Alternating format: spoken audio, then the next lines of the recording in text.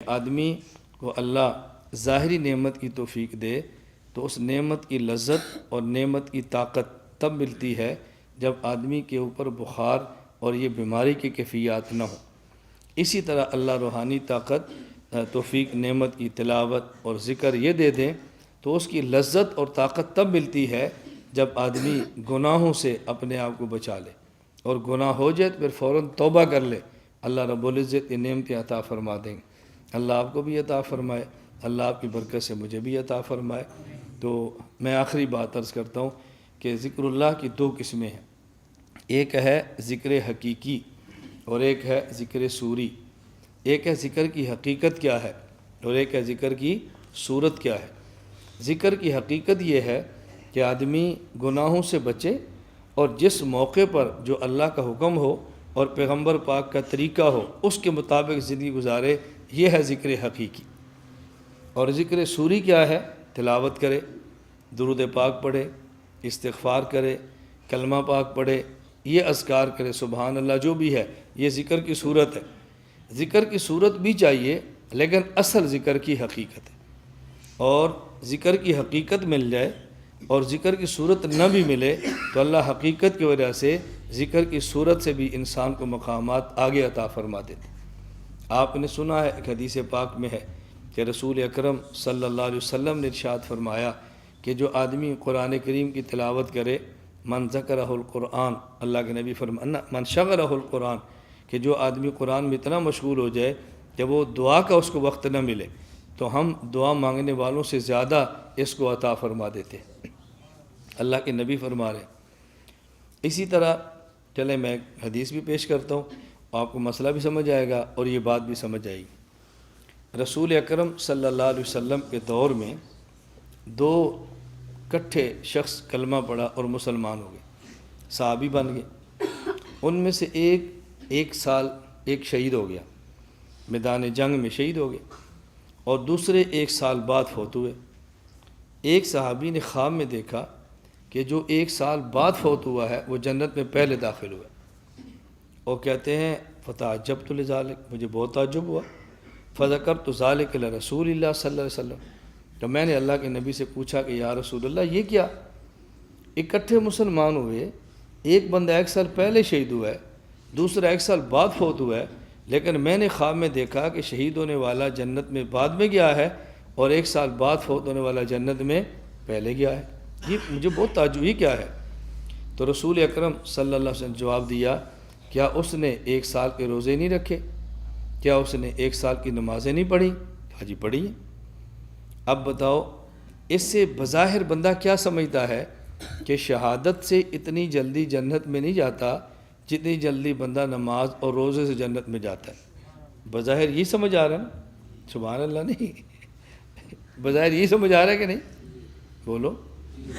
حالانکہ اس کا مطلب یہ نہیں ہے، بات سمجھنا، ایک ہے شہادت حقیقیہ، ایک ہے شہادت صوریہ، ایک ہے شہادت کی حقیقت اور ایک ہے شہادت کی صورت۔ شہادت کی صورت کیا ہے؟ کہ کسی آدمی کو میدان جنگ میں کافر کی گولی لگے اور یہ قتل ہو جائے، کافر کی تلوار لگے اور یہ قتل ہو جائے، یہ ہے شہادت کی صورت۔ اور شہادت کی حقیقت کیا ہے؟ کہ آدمی اللہ کے راستے میں جائے اور وہاں جا کر جہاد کرے، اپنے آپ کو شہادت کے لیے پیش کرے اور شہادت کے جذبے سے لڑے، لیکن پھر بھی قتل نہ ہو، تبھی موت فوت ہو جائے۔ اب کیا ہوگا؟ اللہ کے پیغمبر فرماتے ہیں من سأل اللہ تعالی الشہادۃ بصدق بلغہ اللہ منازل الشہداء وإمات علی فراشی۔ اگر کوئی شخص صدق کے دل سے شہادت مانگے اور پھر اپنے بستر پر بھی موت ہو جائے تو اللہ تب بھی اس کو شہادت کا مقام عطا فرمائے۔ یہ شہادت کی صورت ملی ہے، شہادت کی حقیقت۔ حضرت خالد بن ولید رضی اللہ عنہ کتنی جنگیں لڑی لیکن بالآخر شہادت کی صورت نہیں ملی، اپنے بستر پہ فوت ہو گئے۔ اب ان کو صورت نہیں ملی لیکن حقیقت ملی ہے، کیوں؟ وہ تو پیش ہو گئے تھے نا۔ ایک شخص یہاں سے جاتا ہے عمرہ کرنے کے لیے، عمرہ نہیں کر سکتا اور راستے میں اس کو موت آ جاتی ہے، عمرے کا اجر مل جائے گا نا؟ اور ایک بندہ عمرہ کرتا ہے، کر کے واپس آتا ہے، عمرے کا اجر اس کو بھی ملے گا۔ ایک بندے کو عمرے کی صورت ملی ہے، دوسرے کو عمرے کی صورت نہیں ملی لیکن عمرہ کی حقیقت ملی ہے۔ ایک آدمی 60 سال کی عمر ہے، ابھی اس کو نیک اعمال کی توفیق ملی ہے، ابھی اس نے توبہ کی ہے، اس کی خواہش ہے قرآن کریم کی حفظ کے فضائل سنیں اور حفظ قرآن شروع کر دیا، ابھی اس نے نورانی قاعدہ بھی پورا نہیں کیا تھا اور موت آ گئی، اللہ اس کو قیامت کے دن حفاظ کی صف میں کھڑا کریں گے۔ اب اس کو حفظ قرآن کی صورت ملی ہے یا حقیقت ملی ہے؟ یہ بات سمجھنا، یہ جو دو شخص اکٹھے مسلمان ہوئے اور دونوں صحابی تھے، ان میں سے ایک شہید ہو گیا اور ایک سال تک مزید زندہ رہا۔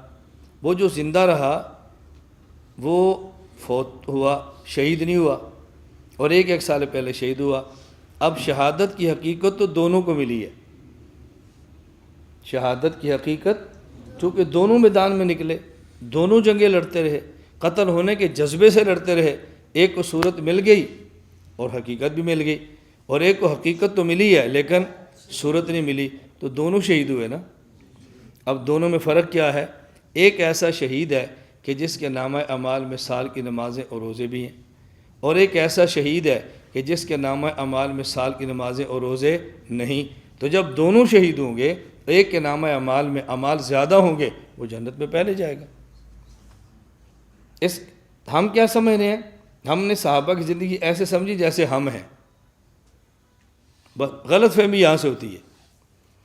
جس طرح پیغمبر کی بشریت پہ شک ہوتا ہے نا، بشر تھے یا نہیں، لوگوں نے سمجھا بشر ہے، بشر تو ہم ہیں نا جی، تو نبی بشر کیسے ہو سکتا ہے؟ اب الجھن پیدا ہوگی، اور جب حقیقت بشریت سمجھ آ جائے تو پھر بندے کی الجھنیں ختم ہو جاتی ہیں۔ اسی طرح شہادت کی حقیقت سمجھ آ جائے تو بندے کو بات سمجھ آ جاتی ہے۔ تو صحابہ کرام میں سے کوئی ایک صحابی ایسا نہیں ہے جس کو شہادت کی حقیقت نہ ملی ہو۔ ہاں بعض ایسے ہیں جن کو صورت شہادت بھی ملی ہے، اور بعض ایسے ہیں جن کو حقیقت شہادت تو ملی ہے لیکن صورت شہادت نہیں ملی۔ تو ہمیں الجھن ہوتی ہے، ہم اپنی طرح سمجھ لیتے ہیں نا، اس لیے بھی اشکالات پیدا ہونے شروع ہوتے ہیں۔ صحابہ کرام کی زندگی بہت لاجواب تھی، بہت لاجواب زندگی تھی۔ تو میں بات یہ سمجھا رہا تھا کہ اللہ ہم سب کو توفیق عطا فرمائے، ذکر کریں لیکن گناہ سے توبہ کر کے، ذکر کریں اور گناہ کی لعنت کو چھوڑ کے، ہم ذکر کریں اور اخلاص کے ساتھ کریں، ذکر کریں اور ذکر کے فوائد ذہن میں رکھ کے کریں، ذکر کریں اور ذکر کے فضائل ذہن میں رکھ کے کریں۔ آپ دیکھیں پھر آپ کو ذکر کا مزہ کتنا آتا ہے۔ یہاں آج 4-5 علماء آئے تھے، میرا خیال ہے وہ چلے گئے ہوں گے، جماعت کے ساتھ تشریف لائے تھے تو ملنے کے لیے بھی آئے، چلے گئے، ملاقات کے لیے آئے تھے۔ تو مجھے انہوں نے فرمایا کہ ہمارے علاقے میں بزرگ ہیں، وہ ذکر کرواتے ہیں، تو بعض علماء بڑی شدت سے اس کا رد کرتے ہیں کہ آپ ذکر کیوں کراتے ہو، اکٹھے ہو کر کیوں کراتے ہو، تو بدعت ہے۔ میں نے ان علماء سے پوچھا کہ بدعت کہتے کسے؟ تو انہوں نے فرمایا کہ جو قرآن کریم سے، پیغمبر کی سنت پاک سے، حدیث سے، صحابہ سے، خیر قرون سے نہ ثابت ہو اسے بدعت کہتے ہیں، اور اس کو دین سمجھ کے کیا جائے۔